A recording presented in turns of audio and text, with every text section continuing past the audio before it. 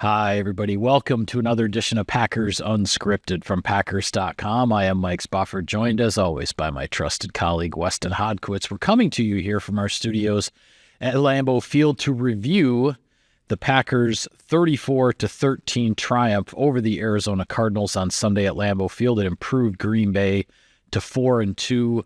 A lot of ground to cover as far as this game is concerned, Wes, but I think it starts with the fact that in his third game back from the knee injury that cost him 2 games earlier in the season, Jordan Love is starting once again to look like the Jordan Love of late 2023. Jordan Love looked like Jordan Love on Sunday. Yeah. And that cerebral, accurate, so much on his footballs. I mean, the play that just continually has been in my memory bank since Sunday is the 4th down conversion across the middle of the Christian walk. Yeah. And it's just, there are just so few humans on planet Earth that could make that throw.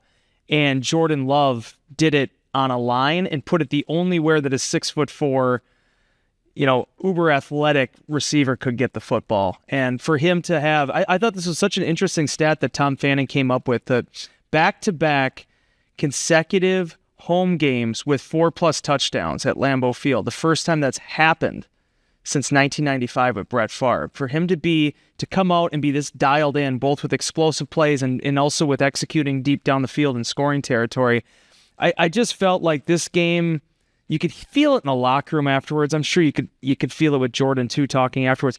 It just felt like the most complete game. Yes, they kind of beat up the Tennessee Titans, but in terms of just beginning, middle, and end, with a few blimps on the radar in between, I thought the Packers in all 3 phases and in basically every position group really showed out. Yeah, well, you mentioned Love now, back-to-back home games with 4 touchdown passes. The other one was in the loss to the Minnesota Vikings, but we saw in the comeback in the second half there where Love was really starting to crank it up. In this game, completions to 9 different receivers as the Packers kind of got the band back together at receiver. Watson was back from his ankle injury.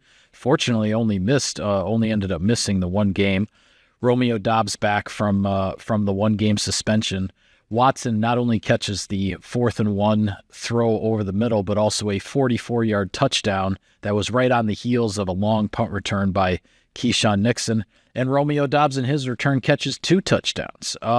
And I tell you, when Jordan Love is spreading the ball around like this, I believe he targeted 10 different pass catchers and Correct. 9 different guys who caught a pass in this game. It's when this Packers offense is at its best. There may not be the one guy we're talking about, where it's like, oh, somebody had 125 yards or somebody has 12 catches. That's going to happen, and it has happened this year. But when this Packers offense is at its best, that's not happening because the ball is going to so many different people. In this game, I thought reiterated once again the importance of both Watson and Doubs on the field for the Packers, yes, and what they do and how they add to that recipe, right? Let's quickly just start back on Watson for a second. To have 3 catches, 68 yards, the 44-yard touchdown pass, as you mentioned, that came after the Keyshawn Nixon punt return, that's going up against Budda Baker. That's them finding something that they felt that they could exploit against the Arizona secondary. And I've watched that play as well several times over, and just the amount of velocity that Jordan Love and Aaron Rodgers, but how much velocity Jordan put on that ball, and then Christian to come down with it.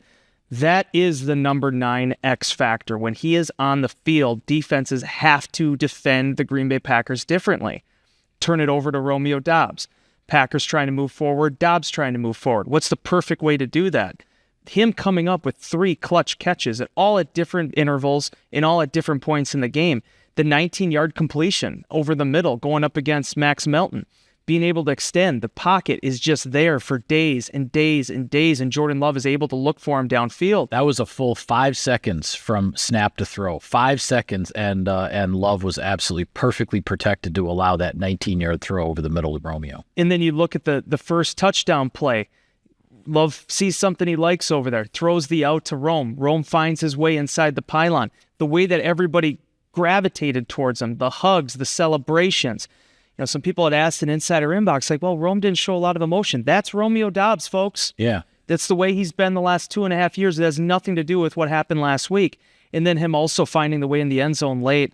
It's just a remarkable play from Jordan Love against a terrible look for a quarterback where you're seeing an all-out blitz out of cover 0. He hoists that ball up for his receiver in one-on-one matchup, trusting Dobbs to make a play or at least make sure the ball doesn't get picked off.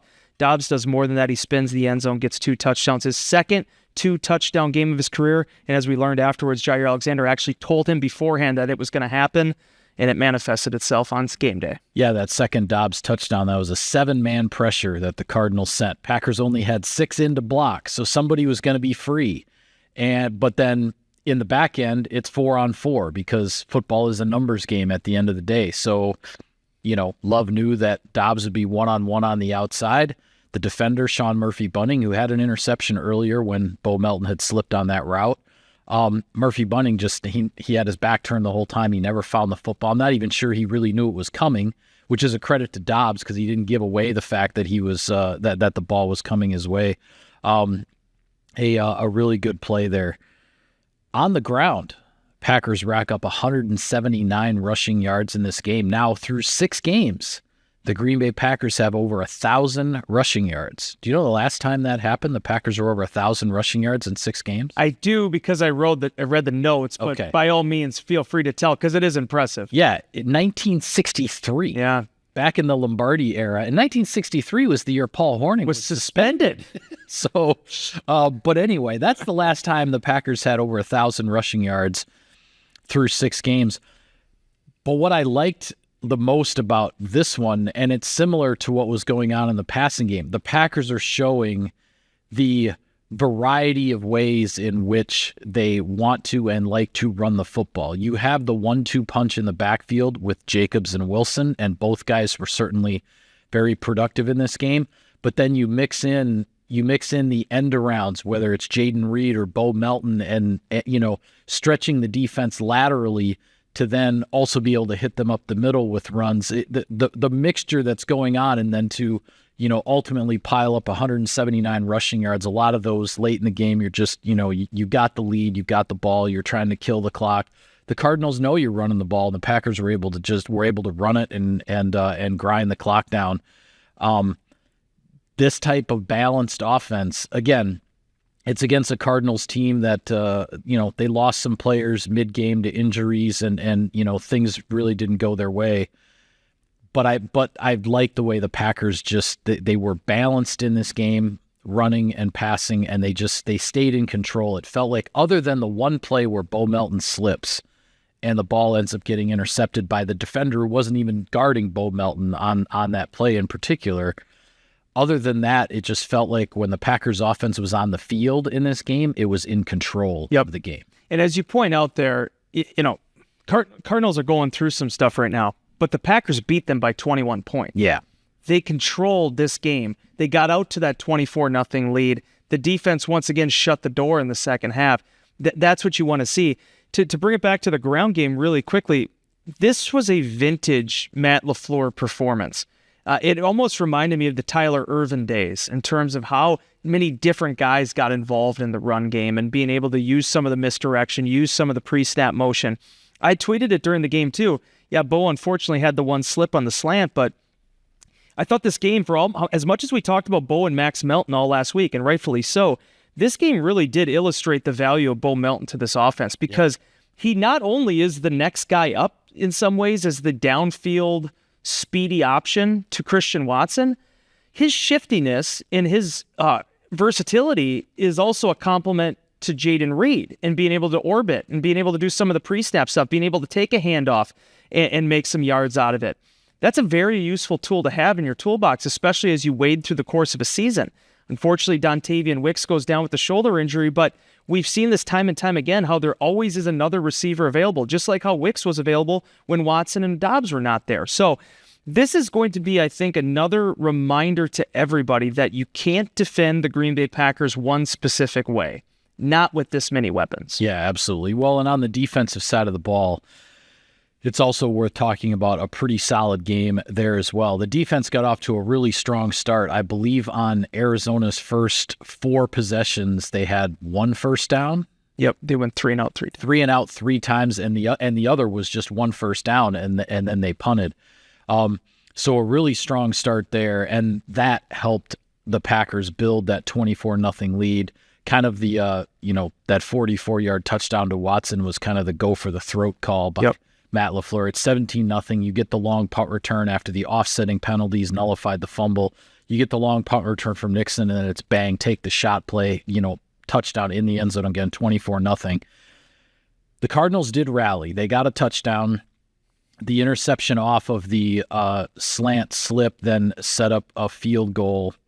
And then on the other side of halftime, the Cardinals got another field goal, so they got it to 24-13. But I think it's worth pointing out that both after the interception at the end of the first half and on the opening drive of the third quarter, the Packers defense stood tall when it had to and didn't let either of those drives reach the end zone, right? Because if this game gets to 24-17 or 24-21 as opposed to 24-13, it looks a heck of a lot different. Correct. And I thought on those back-to-back drives, the end of the second quarter, start of the third quarter, where the Packers defense held the Cardinals to a field goal during that stretch when they were starting to find something moving the ball. Trey McBride was doing some things in the passing game with Murray over the middle. That was a key stretch in this game for the Packers to stay in control. This is nuts to me. I don't think I've ever seen this much symmetry in a Packers game before in terms of just looking at the possession chart. This is for the Arizona Cardinals. Punt, punt, punt, punt. Touchdown, field goal, fumble, fumble, fumble. That's how they lost the ball.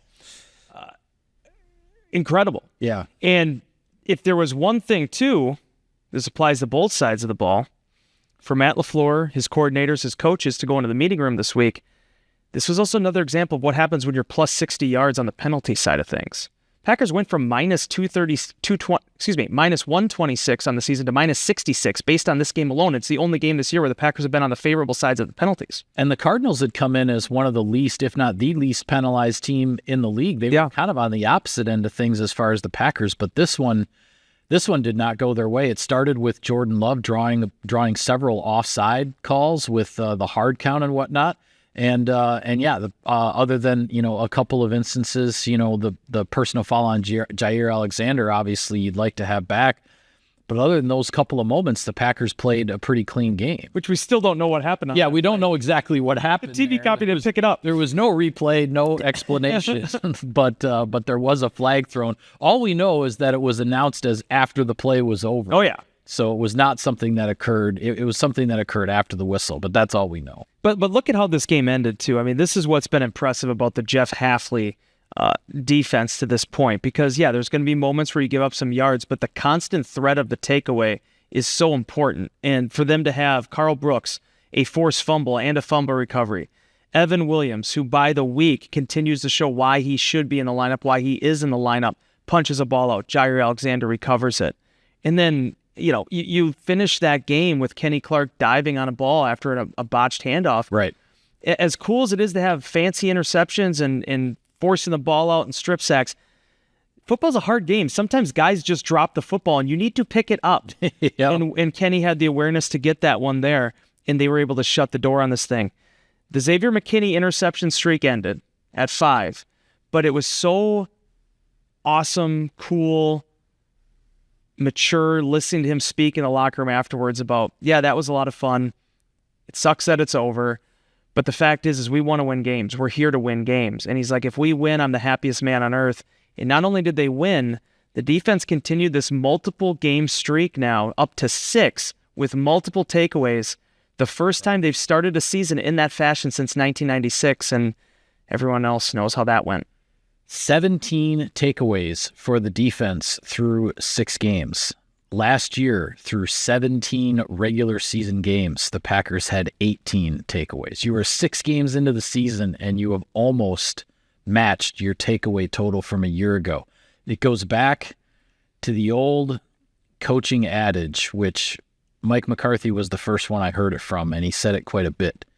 In coaching, you get what you emphasize.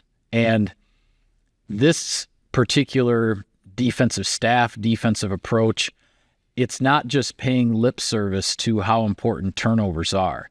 They are coached to go after the ball, to try to punch it out. I mean, the punch out by Evan Williams is the perfect example. That is not just rallying to the ball to help your teammates. That is rallying to the ball, seeing that your teammates have the play under control, find the ball and go after it. That's what these guys are being coached to do. So, and then you combine that with the vision-based play of the secondary led by McKinney with all of his interceptions. That's how you keep taking the football away. Now, there's probably going to be a dry spell here at some point because teams are going to go into a game with the Green Bay Packers saying, hey, we have to protect the football at all costs because that's how these guys are winning games. They're winning games by taking it away.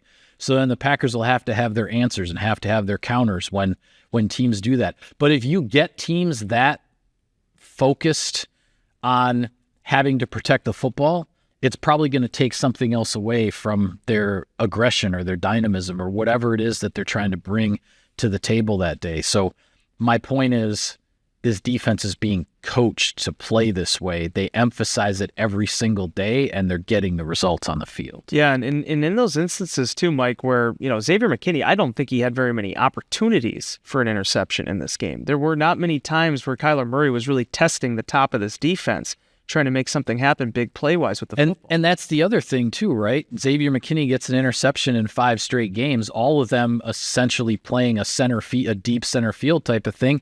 That's going to give quarterbacks things to think about and whether they really want to test this guy. And that's where, for all those plays that happened in that game, the one that was the most encouraging to me was the Kenny Clark fumble recovery at the end. Because one, it shut the door on it, and we could just all go home and have our pizza and write our stories and get some sleep. But two, when the opportunities aren't there, when the emphasis for the opposing team is there, and if you have a team that just does protect the ball very well, when there are chances to get a takeaway, when someone puts it in your lap, in that moment, in that millisecond, being able to execute. And that's where I think last year the Packers came up short a lot of the times. It's not easy. They're not trying to throw you the ball. They're not trying to fumble the football. But when those opportunities are there, in that millisecond of your life, you have to find a way to come up with it. This team has to this point. I think it does go back to the emphasis. And more than anything, Mike, watch that game last night between Buffalo and New York. How a sack that gets changed to a roughing the passer call can change the landscape of things. How the defense, the game, it's so tilted towards the offense. The one thing that the defense controls that in most cases cannot be taken away from them is taking away the football. And the Green Bay Packers have done that. Yeah, absolutely. A little bit of sponsor business here, Wes. Sirius XM NFL Radio delivers hard-hitting analysis and up-to-the-minute NFL news that true football fanatics need 24/7, 365. And at Cousin Subs, we have something for everyone, like our Wisconsin cheese curds, mac and cheese, golden fries, and creamy shakes, all paired with your favorite sub or sub in a bowl. Cousin Subs, 50-plus years of better. A few different things to talk about as far as around the league through 6 weeks, but we have to start with just where things are in the NFC North. Minnesota was on its bye week. They're sitting on top of the division at 5-0. The Detroit Lions go into Dallas and put a whooping on the Cowboys. The Lions are now 4-1, although they lost arguably their best defensive player for the rest of the year to a horrific injury. And then the Packers and the Bears both sitting at 4-2. So for the first time since the current divisional alignment was established back in 2002 with 4 teams per division and 8 divisions across the league, one division has every team with at least 4 victories through 6 weeks of the season. This has never happened before.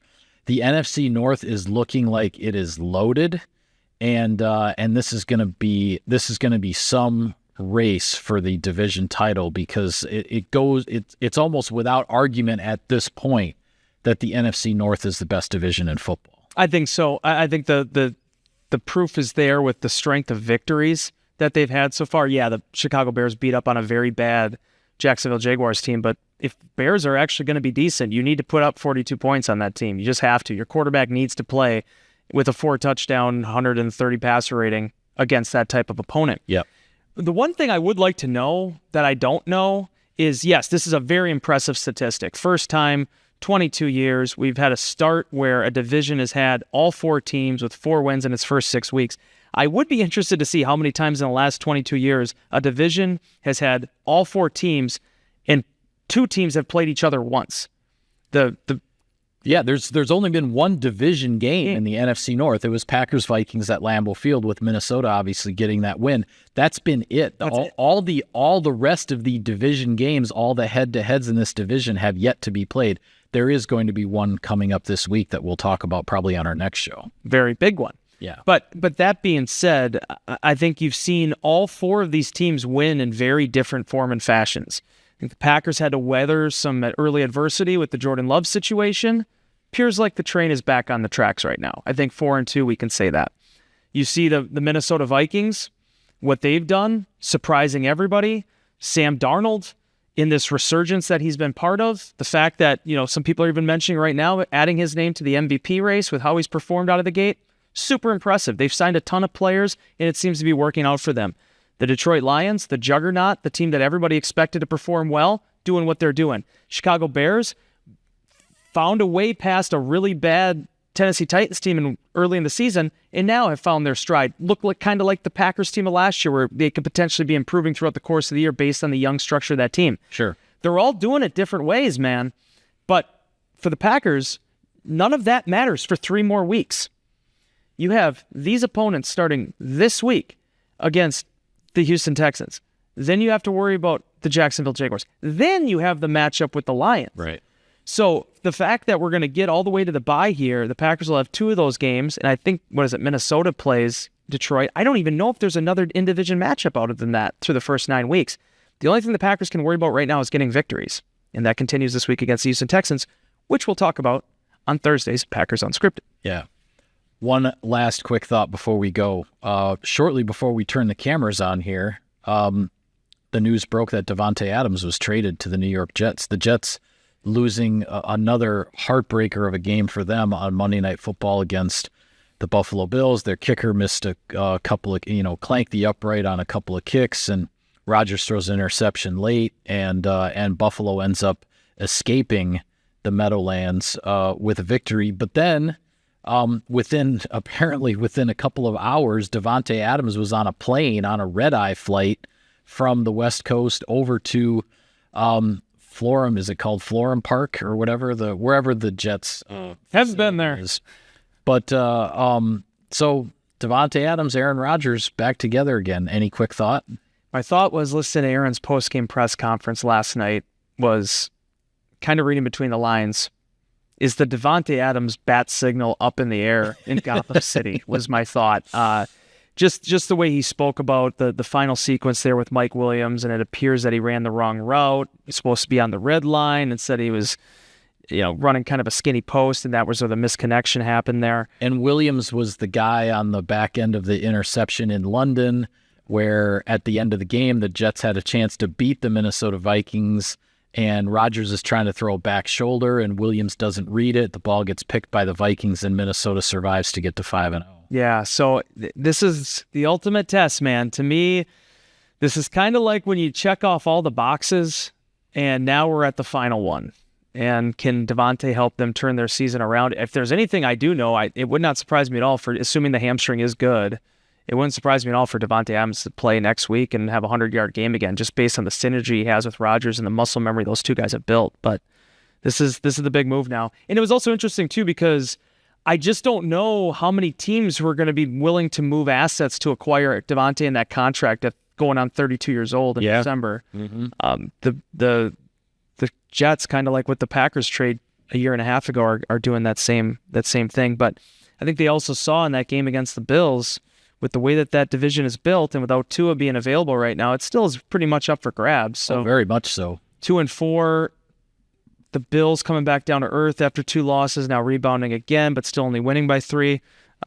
It's all still out there for everybody. But it was an exciting week of games. I thought overall it was really, you got to see Baltimore and Washington, and obviously Detroit beat up on the Cowboys, as you said, and Houston Texans did what they're supposed to do against the Patriots. So it's going to be a fun matchup on Sunday. Yeah, absolutely. The Houston Texans are coming into Lambeau Field at 5-1, and we will preview that matchup on our next show. But for now, we'll call it a wrap on this edition of Packers Unscripted. Be sure to follow all of our coverage of the team on Packers.com. For Wes, I'm Mike. Thank you for tuning in, everybody. We will see you next time.